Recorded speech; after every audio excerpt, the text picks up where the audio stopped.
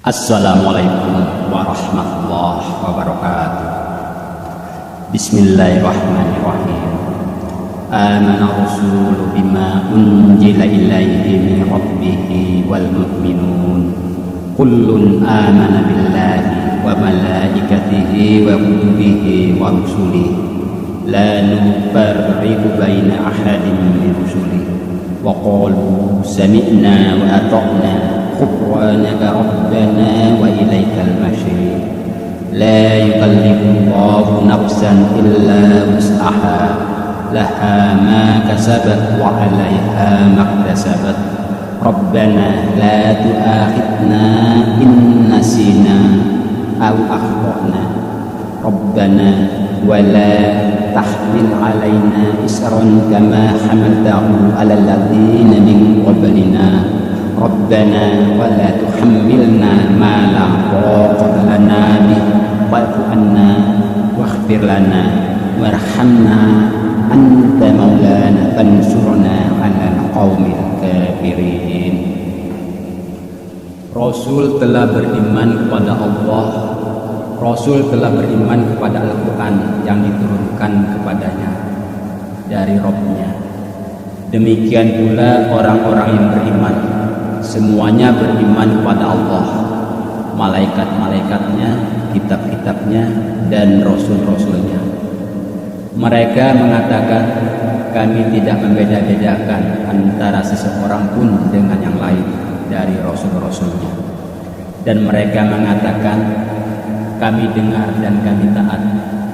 Lalu mereka berdoa, ampunilah kami ya Allah, dan kepada Engkaulah tempat kembali. La yukallifullahu nafsan illa wus'aha. Allah tidak membebani seseorang melainkan sesuai dengan kesanggupannya. Ia mendapat pahala dari kebajikan yang diusahakannya dan mendapat siksa dari kejahatan yang ia kerjakan. Mereka berdoa, ya Rabb kami, janganlah Engkau hukum kami jika kami lupa atau kami bersalah. Ya Rabb kami, janganlah Engkau bebankan kepada kami beban yang berat sebagaimana Engkau bebankan kepada orang-orang sebelum kami. Ya Rabb kami, janganlah Engkau pikulkan kepada kami apa yang tak sanggup kami memikulnya.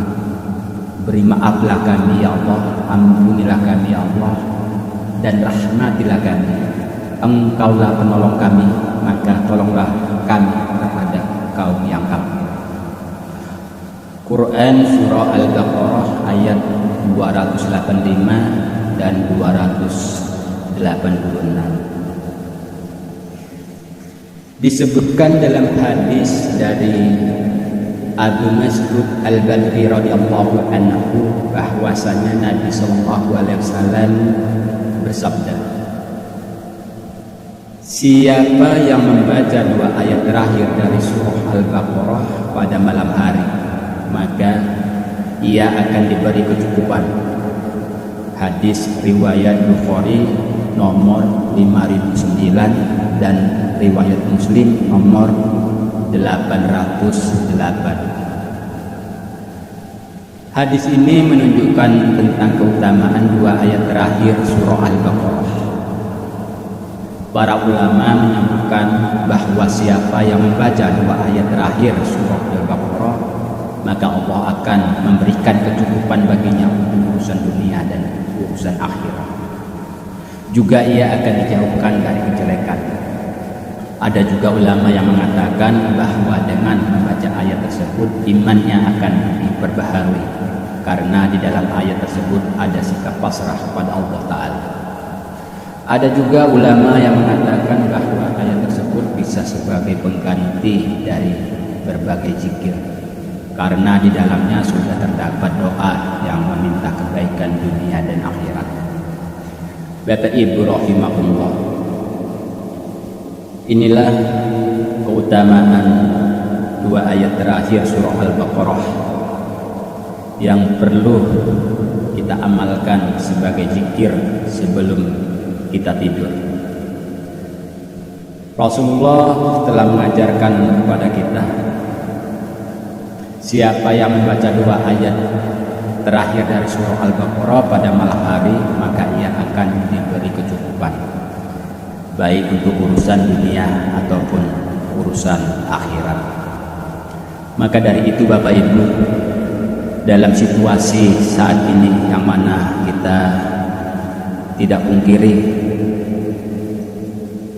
banyak sekali di antara kita yang terdampak oleh keadaan, yaitu Allah telah memberi ujian kepada orang-orang yang beriman.